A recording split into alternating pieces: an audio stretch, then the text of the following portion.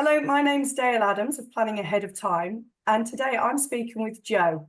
Jo, would you like to introduce yourself? Yes, hello Dale, and thank you for having me here today. My name's Jo Dagless. I am the co-founder and producer of Lifting the Lid. It's an international festival of death and dying.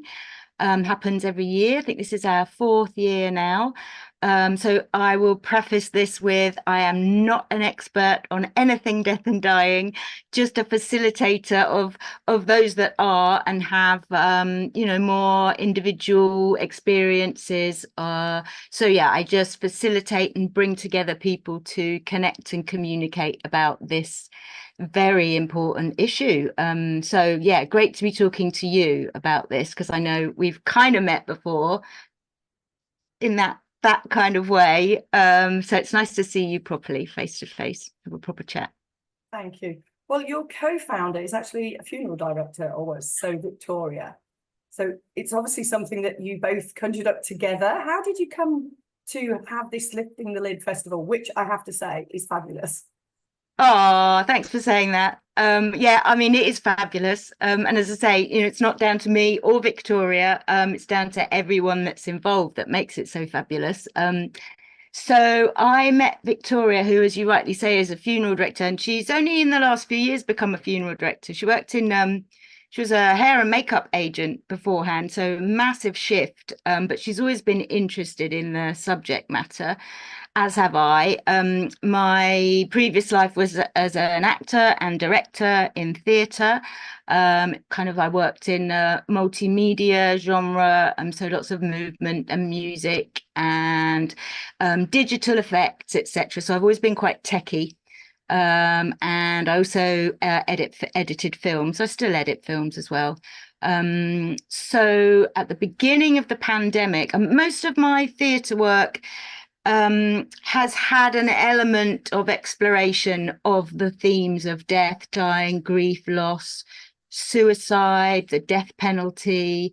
And we've done some, well, we've launched some quite controversial work in the past. I might go into that, I might not. People might just be able to find out about it. So yeah, so it's always something that's been a big part of my creativity. It's been an important element. I think I just had some very early losses, and it just kind of keyed me in straight away to wanting to know why, where, how does this affect people? So yeah, I've always been a little bit death obsessed, which I think is a great thing. I think As I'm sure. so many people get into, if you like, death work because of personal circumstances, things that have happened to them, and trying to then make things easier for other people. I think that's exactly it, isn't it? And and it's a big question because and an unanswerable question. That a lot of the questions that you have if you lose somebody or if you're facing death yourself, they are unanswerable questions. And I think, as you rightly say, to be able to ease that ease that experience and passage for somebody else in however a minute way is very much a draw when you've been through those losses. And as you rightly say, a lot of people, most of the people I think that we talk to in the festival, um, are doing that work because of personal experience. Yeah. It's very much heart work, I found. Yes, absolutely. Yeah, isn't it just? Yeah. And it feels like a very different community to any other that I've ever been involved in. As you say, there's a lot of heart and compassion, and just care for the human condition and for each other that I love about it. Yeah, I was about to say the same, and for each other. I've never worked in an industry where everybody is so nice to each other and so supportive of each other. And I think because even though we all at times have sort of slightly competing businesses, we just want to actually do right by other people, and we want to help them, and we want to educate them, and we want to make sure there are more conversations around sort of death and dying. And when you look at the fact that everybody in the human race is going to die at some point, it's not like we're all competing for a small geographic. It's huge, and we all have the support of each other. It's quite incredible. It's actually a nice industry or service to be in, which people find very odd when you say that. Yeah, no, I couldn't agree more. I mean, say coming from an arts background, that lack of competition, as you rightly pointed out, is just so refreshing. And I think it just aids the conversations, like you said, because we're all trying to help in some way. Yeah, I think that general motivation that we all have makes it a really, really special area to work in, and one I have not experienced before. Definitely not. Definitely not. So I love it. How did you take that, your experiences and that of Victoria, and create Lifting the Lid? So at the beginning of the pandemic, like I have a chronic illness, so I was working online a lot. I'd moved out of like live work, and I was doing a lot of online work and editing work, film work. And I started a project with a theatre director and a filmmaker at the beginning of the pandemic called Conversations on Life and Death. Where we were just having conversations like you and I are having now on Zoom, because everyone was happy to use Zoom. People seemed much more willing to talk about death and dying, as it was so in our faces. And I think it was something that people started thinking about, more readily than before. I think the pandemic changed a lot of our attitudes and willingness to talk about these subjects. So we were working on this film project, and Victoria, we did a one conversation with lots of death cafe facilitators, and Victoria is a death cafe facilitator, has been for a long time. And as you rightly say, she's now a funeral director. She was just moving into that field when I met her. So this would have been about 4 years ago. And we just really hit it off, and we started talking and started discussing about how the films and the conversations were great, and we were adding in artwork and music to the films to give them some kind of more dynamic feel to them. But Victoria and I both were adamant that there wasn't enough sort of action off the back of that. So people would watch them, either like them or not, and that was the end of it. And I think we wanted the conversations to continue in some way, and for that word and that acceptance of talking about these subjects to spread.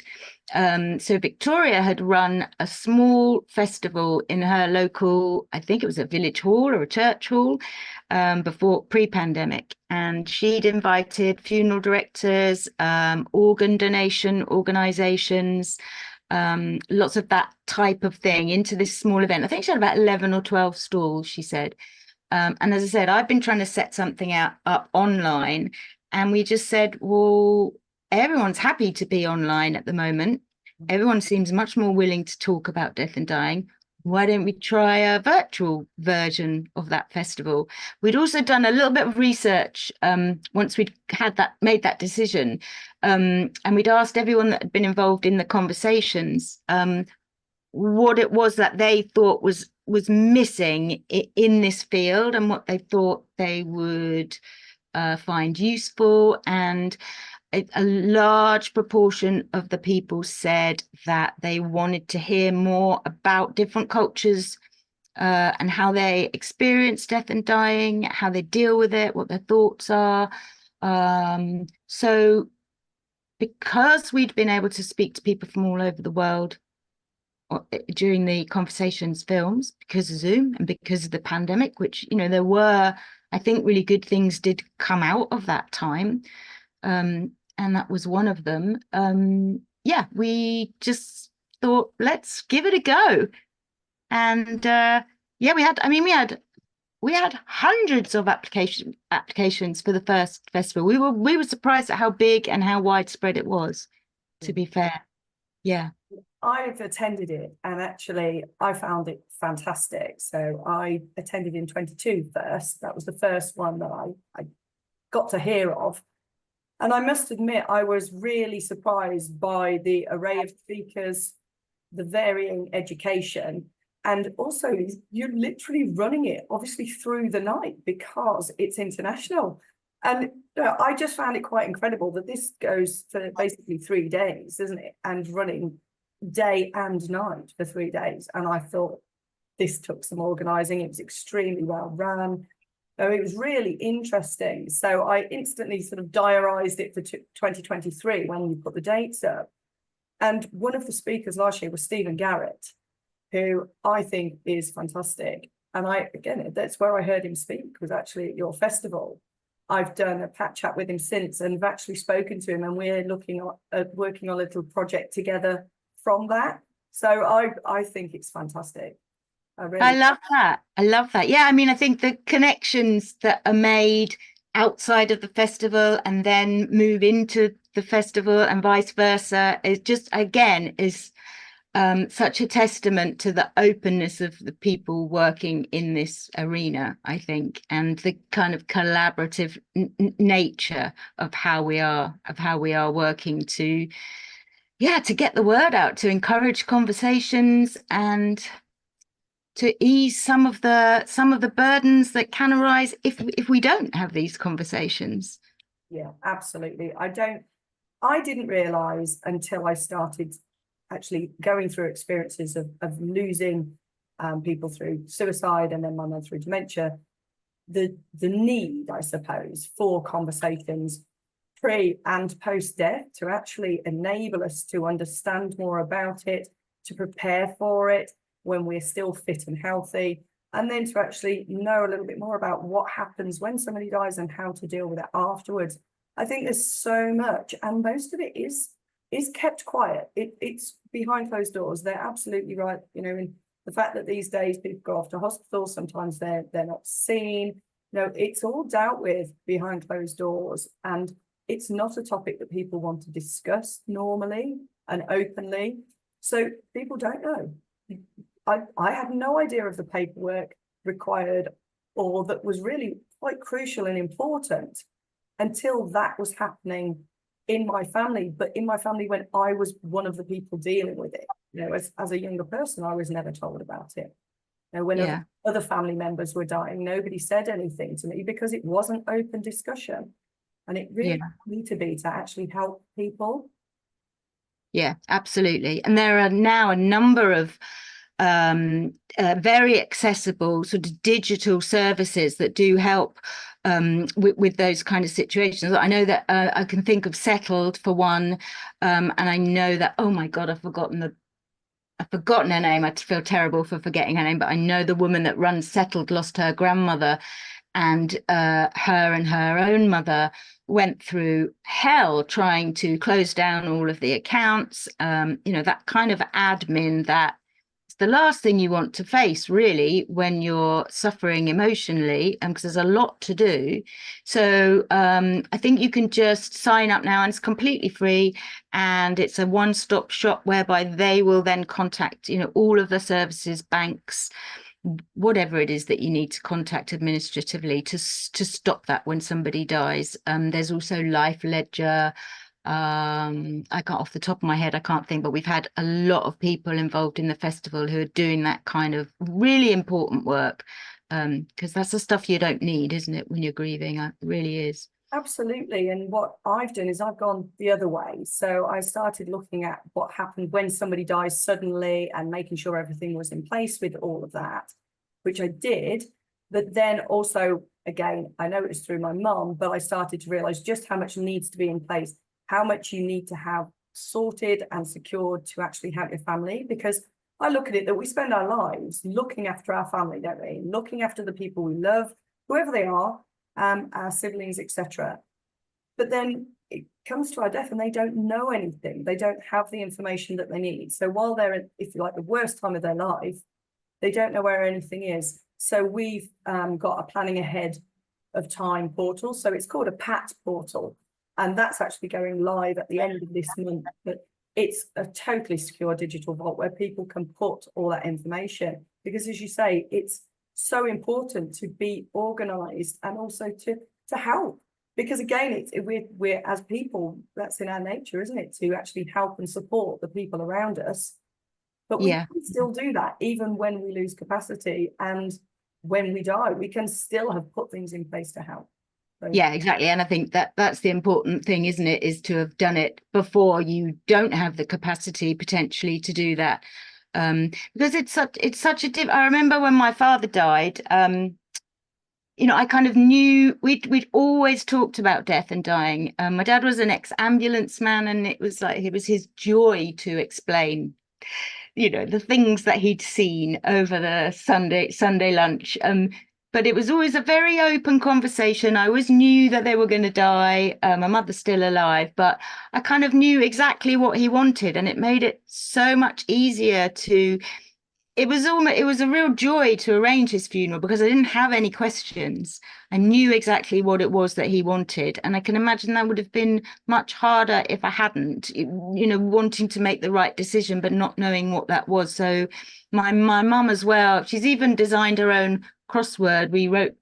I saw, I think it was Rosalie, one of the celebrants that often comes to the festival, and somebody that she'd run a funeral for had made a crossword about the person that had died, which I thought was such a cute idea. And my mum loves crosswords, so we've designed a crossword. She's edited the poem that she wants reading. She's put the money in place. Now I have to say, I have to be really honest and say I haven't done that yet, and I know how important it is to do that. I've got it written on a bit of paper, um, and we had a great session last year actually with Martina Frilanti from Italy, who's a doula and educator. And she was, I don't know if you were there, but she was asking questions about who do you want to make health decisions for you if you're, not capable of doing that for yourself, as well as funeral decisions, end of life decisions. What about just pre those things? And I mean, I was quite upset because I was a bit disappointed in myself because I hadn't really thought of it. I don't have children. I only have one sibling. My mum's quite elderly, and I realised that. So I did ask somebody. I did ask a friend of mine if she would be my advocate. So it's a step in the right direction, but I could drop down dead anytime. Any of us could. And I haven't really secured that information for anybody. So as I said, I am no expert, but I really see the value and the benefits of just planning and letting people know your plans as well. I think it makes it. What you've just said is exactly right. I do work as an end-of-life facilitator, helping people plan ahead of time. And people have often got things written on little bits of paper or maybe on a computer, but nobody knows they're there for a start. And the idea of the portal that we've just created, and I'm working with an estate planner, will writer on this, is that you can also put those documents into it digitally and have them secure so that then it's nominated. So obviously when something happens, whether it's you lose capacity or you die, then they are available to whoever needs them. And I think that's one of the crucial elements of it. But you're absolutely right that a lot of people don't think about it again until those thoughts are forced upon us, and we don't really want to be planning when you are terminally ill. It's while we're healthy, it's the time when you can do it and actually quite enjoy planning it and thinking about it without that hanging over you. But please tell people, when is the next Lifting the Lid on death? Yeah, the next Lifting the Lid. I would love it if you would bring the PAT portal to Lifting the Lid this year. That would be a great resource to share with people. This year it is, and I've got it written down because I knew I'd forget, is the 15th to the 17th of November. So yeah, as you said, it's a 3-day event. Be nice to have more, although it is 24 hours a day. There are some gaps in the sort of wee hours UK time, so that does leave less of a choice for certainly Australia, New Zealand, Tasmania, that side of the world. So it would be great if we could fill those gaps a little bit as well. But there's still a free option as well to join. It was a free originally, And then we have incurred some costs now, just the platform and running it sort of year to year. So there is a choice of what you want to pay as well, which I really adamant that there is a free option for people. Yeah, but it is only a small fee, if I recall. Yeah, it's not. I don't even know what we're going to charge this year, but it's not much. And as I say, people are more than welcome to not pay if they need to. We had computers made available at one of the deaf positive libraries as well. So I think one of the things I was very aware of. It's great for me because I'm at home all the time, so it's great to be online. But one of the things we're looking at in the future is perhaps having some more satellite in real life events as well, because I'm well aware that not everybody has access to Zoom, to a computer, to Wi-Fi, to whatever, or perhaps the inclination to attend things in that way. So yeah, the deaf positive libraries showed some of the events one year, and then they made some computers available in their library last year, which was fabulous, really good. But it'd be lovely to have some more in real life events. We had Deaf Cabaret from the States. We've had that every year actually, which is an amazing event at the Red Light Cafe. And we're having that again this year. So that's in real life and just streamed in, which makes it feel, a bit more, I don't know, just a bit more timely somehow. And accessible to people that don't want to sit in front of a screen, because it can get a bit dull. I'm not saying the festival is dull by any means, but I think the idea of sitting in front of a screen on and off all weekend can be a bit much. But I think, as you said, there's so much variety, and a lot of the sessions are very interactive. And there's a lot, and we were very keen to make sure that it wasn't just talking. So there's lots of arts and crafts and music and other creatives inputting, as well as sort of experts in the field of suicide, funerals, natural death, advanced planning like yourself, other educators. And yeah, I think we had people from 45 plus countries all in all so that was a surprise to us, but B, yeah, we'd like to improve on that goal, because there are some countries that we're not reaching yet, but it will come, I'm sure. I'm sure it will, because it's fantastic. And again, every year it's being talked about more and more people obviously are wanting to be involved. So the word will just keep spreading. And I really hope it does just become this huge festival for you, because it's a really great idea. The festival's really well organized. As I said, I remember, I'm sure it's only a nominal amount to actually participate, to actually watch it, participate. And you do hear about who's on and what they're talking about in advance. So you can determine and pick the ones that you want to see over those 3 days. So it's really, really good. Now, websites and areas for people to contact you, should either they want to join in or want to actually have a look at it? Yeah, we have a YouTube channel, Lifting the Lid Festival of Death and Dying. So a lot of the old sessions are on there, so people can have a look and get a feel of it before they commit to a ticket. Doesn't really matter if you get a ticket and then don't come, as I say, because there are free ones anyway. And I know that's quite common with online stuff. I do it a lot. I sort of book in and then think, oh, don't really feel like it now. And Instagram, we're very active on Instagram. That's kind of where it really started, because there's a big deaf positive and deaf educational community on Instagram, and we are lifting _the_lid_festival on Instagram. Facebook, we're on there too. We don't have a website, and that's something that I will at some stage probably try and build, but it feels like we don't really need one at the moment, because social media kind of does that for you in a way. Yeah. The thing that Victoria, it's very kind of you to say how much you liked it. And I know Victoria was very keen for me to tell everyone that we were shortlisted last year for the Advantages of Age Award in the Deaf Advocacy category, which was fantastic. Amongst Companion Voices, who we know, Coffin Club, who we also know. Oh my gosh, I can't think who else was in the category, but it was great. Coffin Club pipped us to the post, and they seem to have a real award-winning year last year, and rightly so. They do amazing work too. So yeah, so again, like you say, there was no sort of competition. It was just oh, we know you, and we're all working, we're all coming from slightly different places to achieve the same aims, I think, which is just to ease these passages if we can. Yeah. Somehow. And the more we talk, the more we learn from other cultures, I think the easier that that could be. No, absolutely agree with you. And it's been a pleasure. Thank you so much. Thank you, Dale. Chat. And I will obviously speak to you again, I'm sure, between then and now. I'll give you more information on the PAT portal. And yeah, at least then maybe you can upload some of your documents and see how it works before the festival.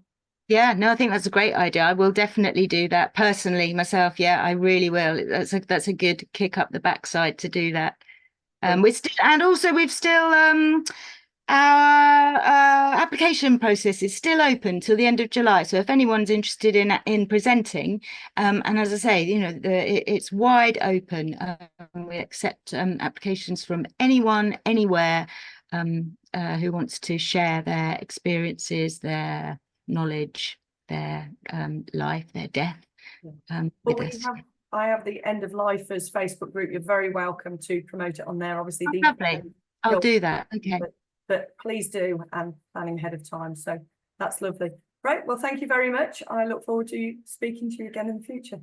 Yeah, speak to you again soon. Thank you so much, Dale.